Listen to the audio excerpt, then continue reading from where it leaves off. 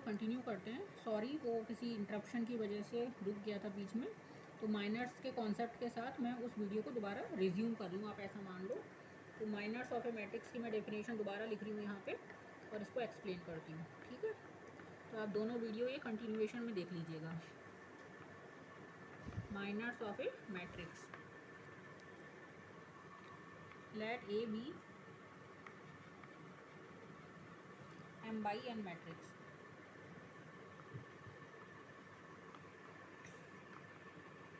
Then the determinant of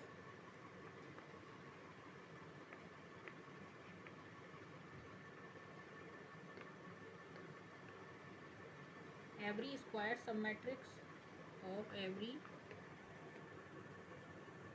square submatrix of A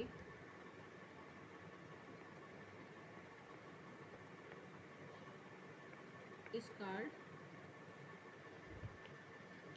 minor of A,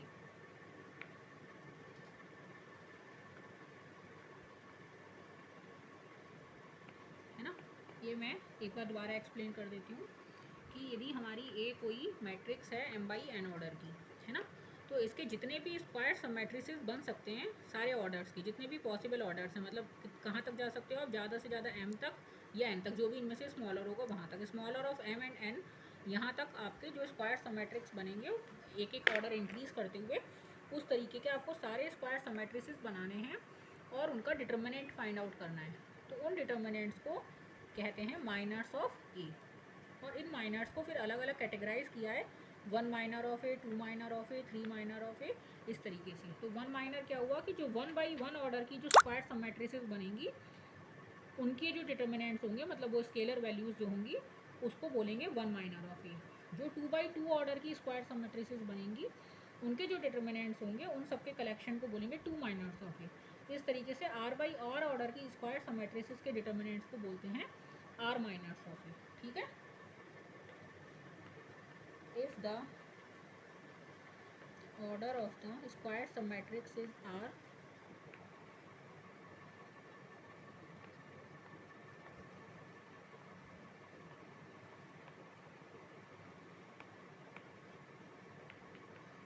then corresponding minors are called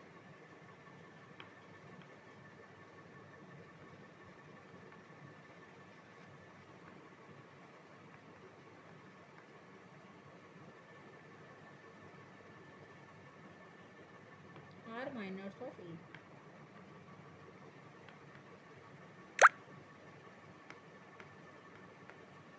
ठीक है। इनको बोलते हैं R minors of A।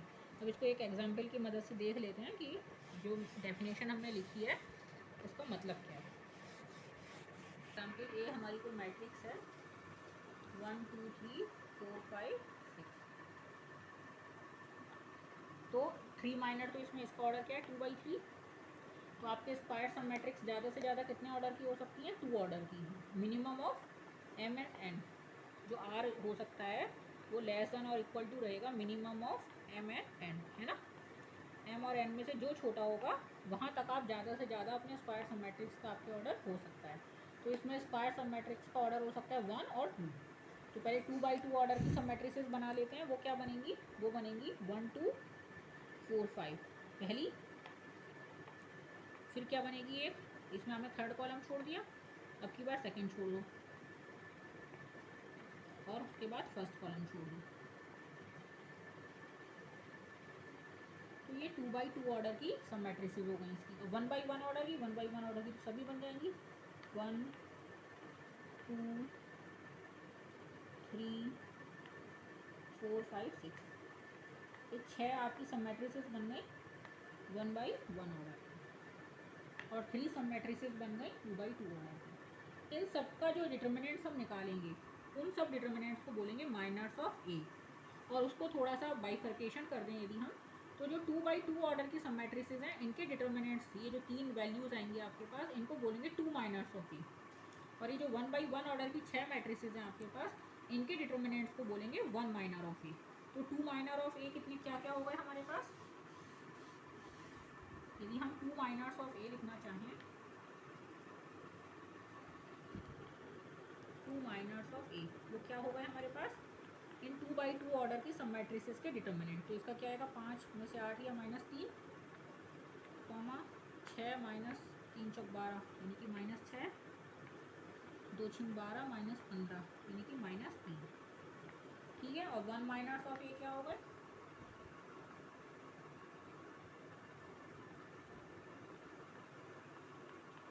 वो 1, 2, 3, 4, 5, 6।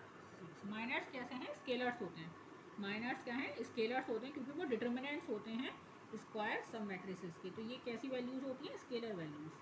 तो 5 -8 -3, 6 -12 -6, 2 छीन 12 -15 -3। ठीक है, तो ये आपके 2 माइनर्स हो गए, ये 1 माइनर्स हो गए। यदि इसमें और मैट्रिसेस बन सकती हैं स्क्वायर सब मैट्रिसेस इससे बड़े ऑर्डर की, 3 ऑर्डर की, तो 3 माइनर्स, 4 माइनर्स, इस तरीके से हम सारे पॉसिबल कॉम्बिनेशन लेते हैं कि कितने बन सकती हैं मैट्रिसेस स्क्वायर सब मैट्रिसेस, और उन सब के डिटर्मिनेंट्स निकाल लेते हैं, और उस पूरे कलेक्शन को बोलते हैं माइनर्स ऑफ ए, और उसका बाइफर्केशन आप इस तरीके से स्क्वायर सब मैट्रिक्स के ऑर्डर के आधार पे कर सकते हो। रैंक ऑफ ए मैट्रिक्स, तो रैंक ऑफ ए मैट्रिक्स बताने से पहले माइनर बताना ज़रूरी था, इसलिए वो कॉन्सेप्ट हमने देख लिया, क्योंकि रैंक डिफाइन करते टाइम हमें माइनर्स की ज़रूरत पड़ी थी। तो इसकी डेफिनेशन पहले मैं लिख देती हूँ, उसके बाद उसे एक्सप्लेन करूँगी। Let A be a matrix of order m/n।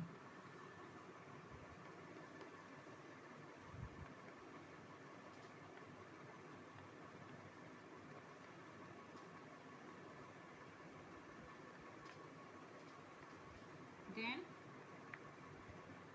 a non-negative integer r, non-negative integer मतलब पॉजिटिव इंटीजर आप कह सकते हो, 1, क्योंकि रैंक होती ही है नल मैट्रिक्स के अलावा किसी भी मैट्रिक्स की रैंक कम से कम 1 होगी। नल मैट्रिक्स की रैंक डिफाइन नहीं होती, या उसे 0 कह देते हैं। नॉन नेगेटिव इंटीजर आर, वो मैं आपको बता रही हूँ अभी, हम धीरे धीरे देखेंगे कि कैसे डिफाइन करना है। Is said to be rank of ए,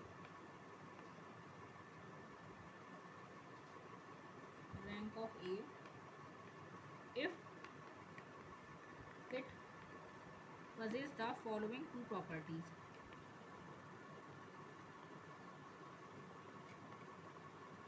या इट सेटिस्फाइज भी लिख सकते हो आप, it satisfies the following two conditions, या it possesses the following two properties, किसी भी तरीके से बात को कहा जा सकता है।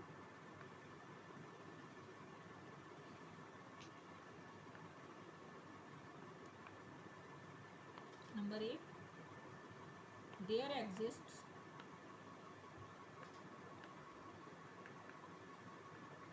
at least one r minor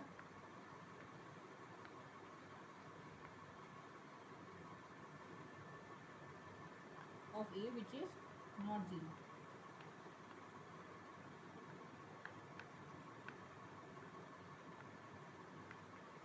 which is non zero, और उसके बड़े वाले सारे 0 हैं। Number 2, every s minor of r is 0 if s is greater than r। every s minor of a is 0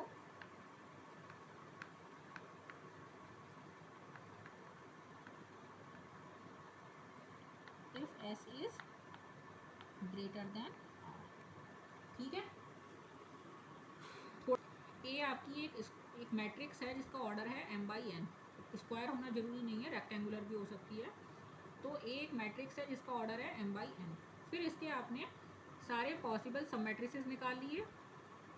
तो एक नॉन नेगेटिव इंटीजर r, उसको matrix का रैंक कहते हैं यदि ये 2 प्रॉपर्टीज़ को सेटिस्फाई करता है। वो 2 प्रॉपर्टीज़ कौन कौन सी हैं, कि जितने भी आपने आर माइनर्स निकाले हैं ए के, मैट्रिक्स ए के आर माइनर्स, यानी कि जितनी भी r/r ऑर्डर की स्क्वायर सब मैट्रिसेस बनी हैं, उनके आपने डिटर्मिनेंट्स फाइंड आउट किए हैं, तो कम से कम एक डिटर्मिनेंट नॉन ज़ीरो होना चाहिए।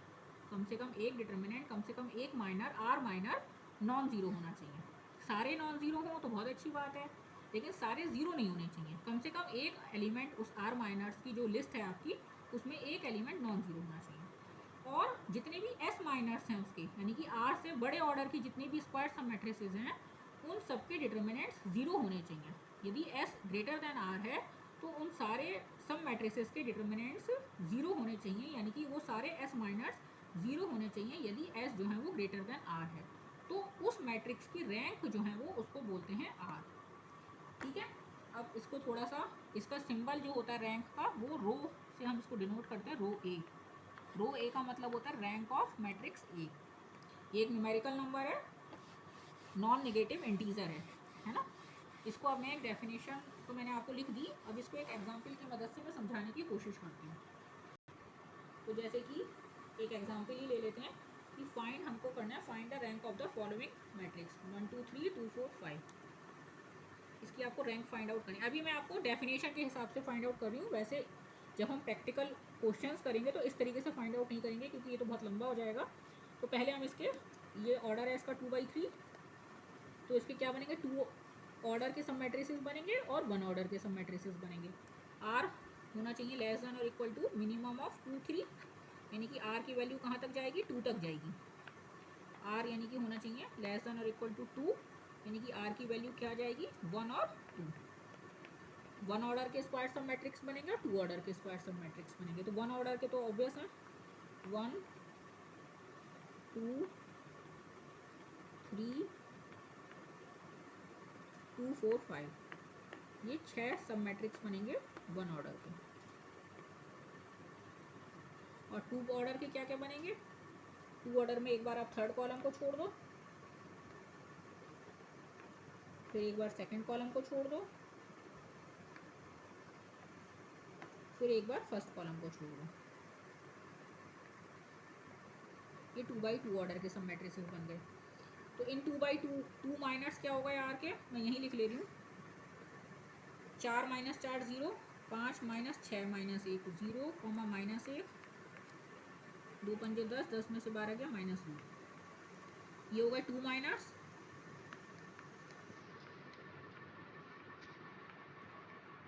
और 1 माइनस क्या होंगे इसके,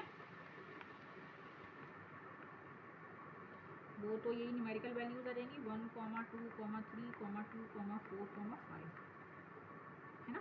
तो इसके जो 2 माइनर्स हैं इसमें से एक की वैल्यू 0 है, लेकिन दो वैल्यूज कैसी हैं, नॉन जीरो हैं।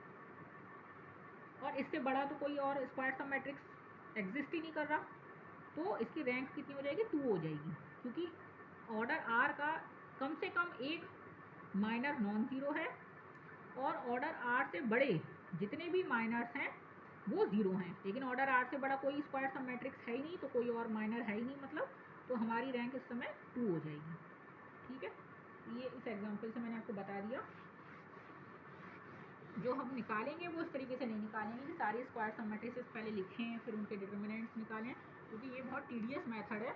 और ये तो जो मैंने एग्जांपल लिया था सिर्फ बहुत छोटा सा था 2/3 ऑर्डर का, लेकिन यदि हमारी मैट्रिसेस बड़ी होगी तो इस तरीके से करने में तो हमें बहुत ही ज़्यादा समय लगेगा, है ना। तो इसकी जरा रैंक ऑफ ए मैट्रिक्स की कुछ प्रॉपर्टीज़ हैं वो मैं आपको बता देती हूँ पहले, फिर हम इसको निकालने का एक मेथड देखेंगे।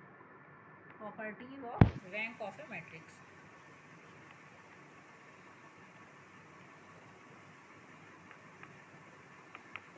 जैसे कि मैंने आपको बताया कि रैंक को डिनोट करते हैं रो ए से।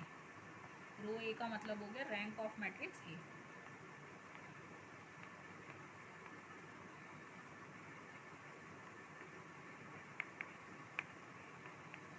ठीक है, तो पहली प्रॉपर्टी है कि रो ए की वैल्यू जो है वो लेस देन और इक्वल टू होगी मिनिमम ऑफ m, n। ये मैंने आपको अभी बताया भी था कि जो स्क्वायर सब मैट्रिक्स का ऑर्डर है वो m और n का जो मिनिमम है उससे ज़्यादा नहीं रह सकता। तो जब उससे ज़्यादा ऑर्डर की स्क्वायर सब मैट्रिसेस ही नहीं बनेंगी तो उससे ज़्यादा रैंक भी नहीं हो सकती। दूसरा मैंने आपको ये भी बताया था कि जो नल मैट्रिक्स की रैंक है उसको हमने 0 डिफाइन किया हुआ है, बाकी सबकी जो रैंक होगी वो कम से कम 1 होगी यदि मैट्रिक्स नल मैट्रिक्स नहीं है। तो rank of null matrix is defined to be 0। null matrix is defined to be 0। यदि किसी एलिमेंट उसके सारे ज़ीरो हैं उसे नल मैट्रिक्स कहते हैं। यदि किसी मैट्रिक्स के सारे एलिमेंट्स ज़ीरो हैं तो उस मैट्रिक्स को क्या बोलते हैं, नल मैट्रिक्स, और उसकी रैंक क्या होती है, ज़ीरो मैट्रिक्स होती है, ज़ीरो होती है। if there is a non-zero R minor of A, non-zero R minor of A,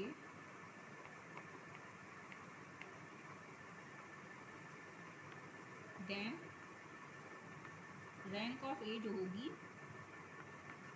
वो ग्रेटर देन और इक्वल टू आर होगी, है ना। यदि आपका एक non zero r minor exist कर रहा है तो उसका मतलब है कि रैंक या तो आर होगी या उससे बड़ी होगी।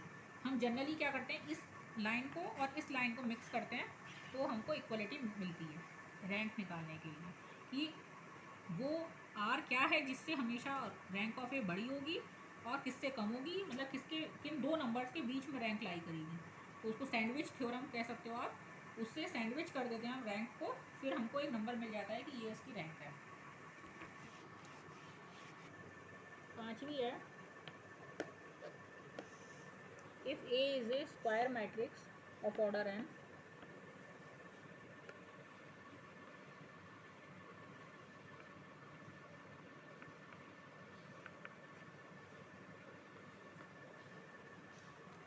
And non singular.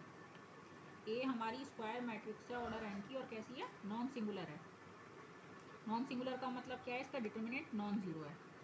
ये आपने पढ़ा है ना डेफिनेशन, सिंगुलर मैट्रिक्स क्या होती है, जिसका डिटर्मिनेंट जीरो होता है, और नॉन सिंगुलर मैट्रिक्स वो होती है जिसका डिटर्मिनेंट नॉन जीरो होता है स्क्वायर मैट्रिक्स के केस में।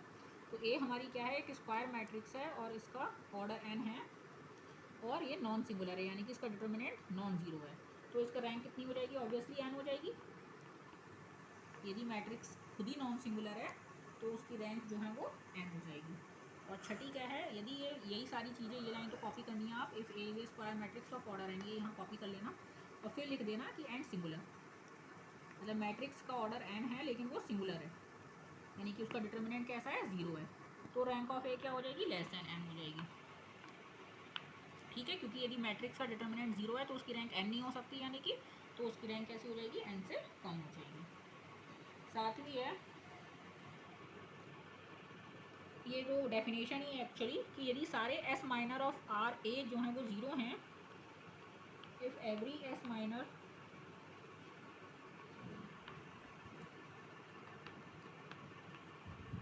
ऑफ ए इज ज़ीरो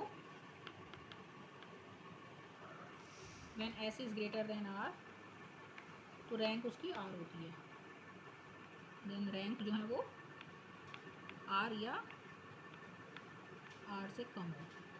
तो डेफिनेशन ही है। और रैंक ऑफ ए मैट्रिक्स निकालने के प्रैक्टिकल तरीके, क्योंकि ये तो डेफिनेशन से निकालने का मतलब है कि आपको पहले उसके सारे पॉसिबल सब मैट्रिसेस लिखने होंगे, सारे पॉसिबल ऑर्डर्स के, 1 ऑर्डर के, 2 ऑर्डर के, 3 ऑर्डर के सारे स्क्वायर सब मैट्रिसेस फाइंड आउट करने होंगे, फिर उन सबके डिटर्मिनेंट्स फाइंड आउट करने होंगे। फिर आपको ये देखना होगा डेफिनेशन के अकॉर्डिंगली कि ऐसे कौन से आर माइनर्स हैं, मैक्सिमम ऑर्डर का ऐसा कौन सा आर है जिसमें एटलीस्ट 1 नॉन जीरो माइनर है और उससे बड़े वाले सारे माइनर्स जो हैं वो जीरो हैं। तो then that number r will be the rank of A. लेकिन ये बहुत लंबा काम है, प्रैक्टिकली पॉसिबल भी नहीं है बड़ी मैट्रिसेस के केस में। तो इसको निकालने के लिए इचलॉन मेथड और नॉर्मल मैट्रिक्स के तौर पे हम इनको रिड्यूस करते हैं। तो बेसिक पहले ट्रांसफॉर्मेशंस हमें सीखने होंगे, बेसिक रो ट्रांसफॉर्मेशन, बेसिक कॉलम ट्रांसफॉर्मेशंस, तो थोड़ा लंबा काम है। तो ये सारा कुछ मैं नेक्स्ट लेक्चर में अपने कवर अप करने की कोशिश करूँगी। आज मैंने आपको बेसिक डेफिनेशन जो होती है रैंक ऑफ ए मैट्रिक्स की, वो इस लेक्चर में समझाने की कोशिश की।